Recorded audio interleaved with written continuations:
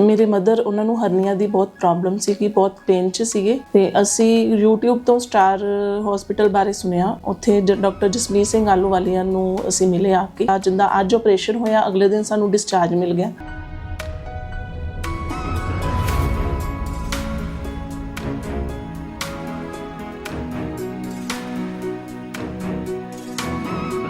ਮੇਰੇ ਮਦਰ ਉਹਨਾਂ ਨੂੰ ਹਰਨੀਆ ਦੀ ਬਹੁਤ ਪ੍ਰੋਬਲਮ ਸੀ ਕਿ ਬਹੁਤ ਪੇਨ 'ਚ ਸੀਗੇ ਤੇ ਅਸੀਂ YouTube ਤੋਂ ਸਟਾਰ ਹਸਪੀਟਲ ਬਾਰੇ ਸੁਣਿਆ। ਉੱਥੇ ਡਾਕਟਰ ਜਸਮੀਤ ਸਿੰਘ ਆਲੂਵਾਲੀਆ ਨੂੰ ਅਸੀਂ ਮਿਲੇ ਆ ਕੇ ਤੇ ਉਹਨਾਂ ਨੇ